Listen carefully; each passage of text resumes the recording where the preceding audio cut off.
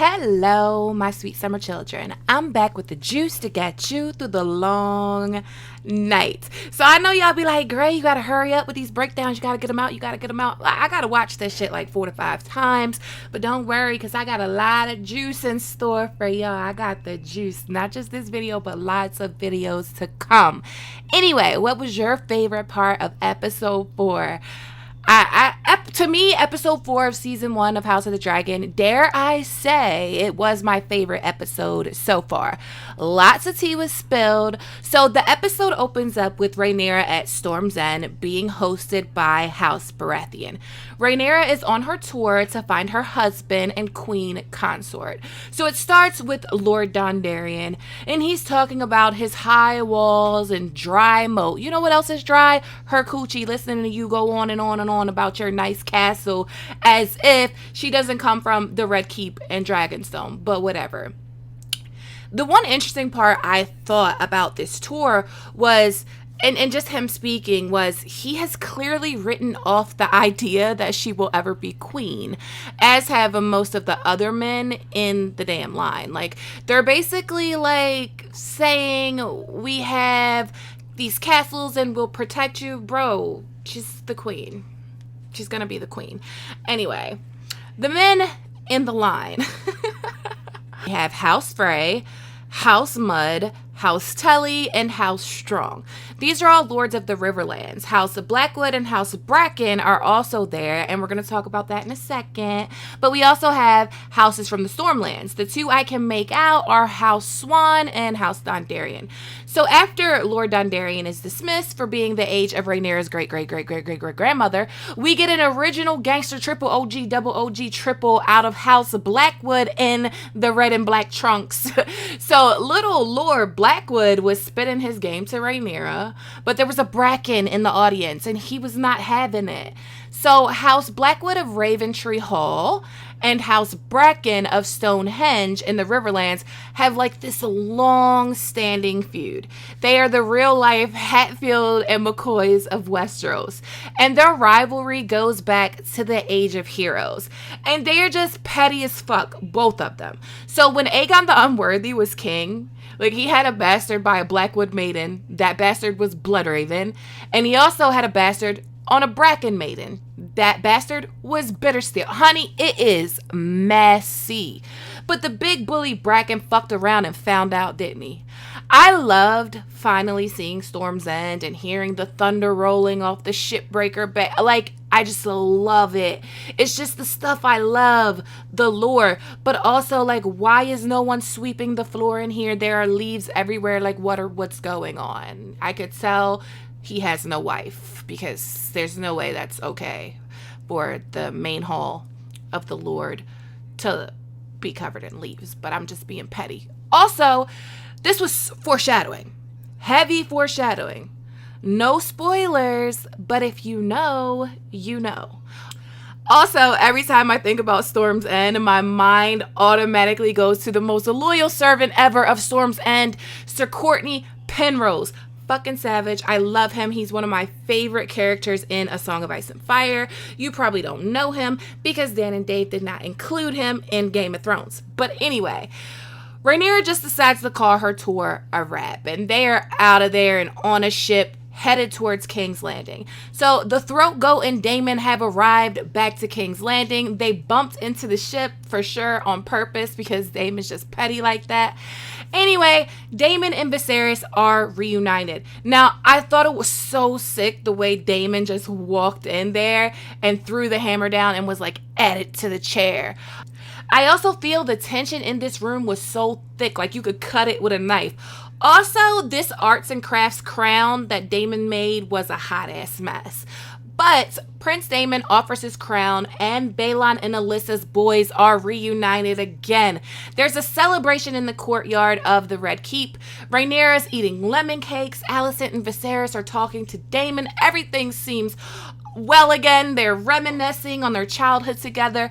Viserys says that Daemon was their mother's favorite, which I believe because Daemon is a lot like his mother. His mother is Alyssa Targaryen, dragon rider of Meleys. And fun fact, Alyssa took both of her sons up in the sky on dragonback when they were just a few days old.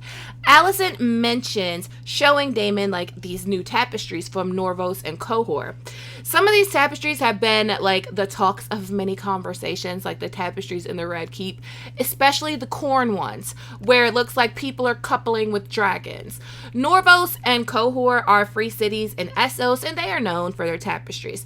This tapestry talk leads to a conversation between Alicent and Rhaenyra, and it highlights the women's role in Westeros, especially when it comes to station. Alicent is literally a prisoner in a castle forced to squeeze out heirs. Rhaenyra is headed towards that same fate, and she knows it but doesn't want to let it happen. Being a woman in Westeros is a cruel fate, princess or not. I also think this scene goes to show you who both of these women are. They are both being used as pawns by their fathers. They both have no say over what happens with them, and they are empathetic to each other. And if Rhaenyra can be empathetic to Alicent after that stabbing, heartbreaking betrayal, real or imagined, then she can be empathetic to anyone. Also, I feel for Alicent, like severely, but Team Black all day. Anyway, Rhaenyra meets Daemon in the Godswood at King's Landing, and a conversation is had about maturity. Daemon introduces the idea of marriage being for political advantage, and after you're married, you can do as you like. Rhaenyra disputes this. She says for men maybe, but for women it's a death sentence, which prompts Daemon to bring up his bronze bitch. And this person they speak of all the time that you never see is Daemon's wife, Rhea Royce, the Lady of Runestone in the Eyrie. Queen Alysanne put them together, married them off, and ever since, Daemon has been trying to get out of the marriage. Rhea doesn't like him either, though, so it's just weird. But Rhaenyra reiterates her position on what she expects out of her life. She doesn't want to be her mother. She doesn't want to be some lord's baby breeding factory that she'll just breed kids until it kills her. She doesn't want that. At the small council, the sea snake has them all shook. The sea snake has them scared because he is proposing to wed his daughter, Laena, to the Sea Lord of Braavos. And House Targaryen can't let that happen because losing the sea snake is detrimental to House Targaryen. They have ships, they're the richest house in the kingdom, and they have 3 fucking dragons. Candles are being lit all through the Red Keep. We get our first look at baby Helaena Targaryen. I love Helaena. Man, this show is really gonna break our hearts. Like, it's really gonna break our hearts, man. This scene is also foreshadowing. If you know, you know. But the castle is preparing for bed. Rhaenyra goes into her chambers and finds a surprise, a page outfit, and a map.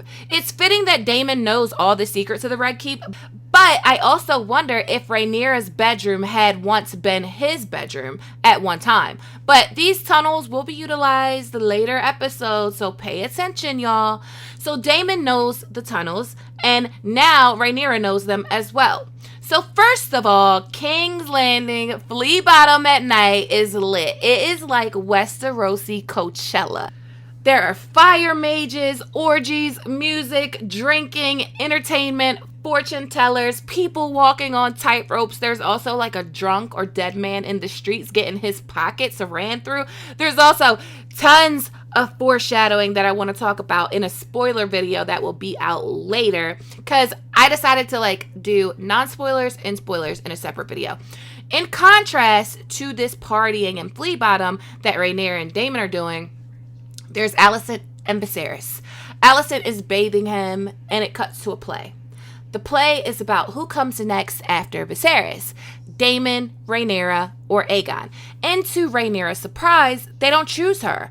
The whole time she's watching this play, Daemon is observing her, watching her. Daemon is playing with her head, to be honest. He's planting seeds of doubt in her mind and schooling her at the same time. Rhaenyra says basically that the small folks once Rhaenyra says basically that the small folks' wants are of no consequence to her. And Daemon corrects her and tells her that they indeed are. But Rhaenyra just wants to be free of her burdens, if only for this night. Rhaenyra has grown up through a lens of entitlement and being spoiled rotten. That doesn't make her bad. It just makes her a princess. She can't help it. She was born that way and raised that way. She literally walks up to the man holding the tray of food and almost blows her cover because she never had to pay for food before. Simple things that seem to be normal for others are not for her. So this cuts to Alicent getting ready for bed, and Rhaenyra running through the alley of King's Landing and bumping into Breakbones, aka Sir Harwin Strong, son of Lord Lionel Strong, the King's Master of Laws. Daemon says, "You enjoyed that." And to that, Rhaenyra says, "Who knows when I'll next taste freedom?" This is her one night only. She's never had freedom like this or knew that anything like this was capable of happening. And she's living in the moment. And this is intercut with King Viserys sending the "Are you up?" text message to Alicent. Alicent clearly does not want to go, but she has to obey her husband, the king. And what we saw take place absolutely broke my heart. I don't care if you're team green or if you're team black. What we saw happen to Alicent was disgusting on so many levels. And what happened to Alicent is certainly the normal experience of women in Westeros. She has this sweaty man, old enough to be her father, on top of her, pumping and heaving, sores all over his body. He probably smells like infection, and she just has to lay there. She literally has no say over what's happening to her. She just dissociates and goes to another planet. It was heartbreaking. And if you don't feel for her, I don't care what team you're on, if you don't feel for Alicent, I don't know what to tell you. But in contrast, Rhaenyra is in a brothel. And y'all, it's Corn Central. Corn Central. Daemon talks about sex and the pleasures of it, and how pleasure isn't just for men. Women can take their pleasures too. Now, Daemon is conniving as fuck. He has a whole plan going on here.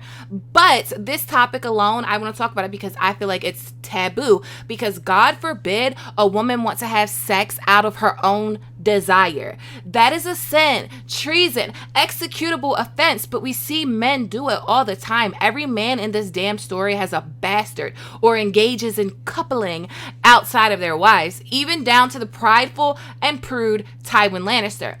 There are way more Robert Baratheons than there are Ned Starks in this story, let's be clear. Even break before he bends, Stannis Baratheon dips his sword into Melisandre's fire. Daemon clearly takes advantage of Rhaenyra. She's into it, but she's also drunk. She's also a young girl, and he's using her to slight his brother. He is manipulating her. After the episode, Ryan Condal states that Daemon came back to King's Landing not looking for his brother's love, but to get back at his brother. And he saw the way to do that was through Rhaenyra. According to Ryan, Daemon wanted to shock Rhaenyra, and he was surprised when she wasn't into it. And he couldn't go through with it because he had lost control, and he knew at the end of the day, it's morally wrong. Still, Daemon is wrong as fuck for this. Like, I don't care what his plan was. It's wrong. Like, bro, don't use your teenage niece to get back at your brother. I love, though, that Rhaenyra took control from him. She's blood of the dragon, too, my guys. She is blood of the dragon, too. This was all a part of Daemon's scheme, though. He removed her disguise, wanted her hair to be shown, and the informer that informed on him was paid by Mysaria. They tell Otto it comes from the White Worm, which is Mysaria's nickname. And we see Mysaria pay the boy in coin that reported on Rhaenyra. Now, there are two ways to look at this. One, Daemon didn't want Mysaria to inform on him, and she did it behind his back. But since we know he wanted it to get back to Viserys and he purposely removed Rhaenyra's hat, I believe Mysaria informed on him because he asked her to, or Daemon knows that she's Otto's informer and did it in front of her on purpose. Either way, he wanted Viserys to know.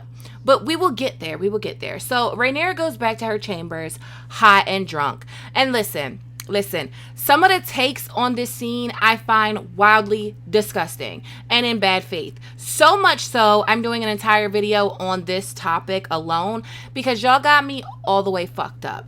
The argument being put forward is that Rhaenyra took advantage of Crispin Cole because he was not in a position to say no. He could not give consent because he's like the help, and it's stupid. This argument of power dynamics is completely insane to me because for that to be true, we have to disregard the fact that Rhaenyra is vulnerable, a drunk teenager that's a horny virgin, and the much older man with experience in bed that's completely sober, that's sworn to protect her and her honor, is somehow being forced into this, and women are so fragile that if he rejects her, she'll feed him to Cyrax. Like, what? It's a wild take.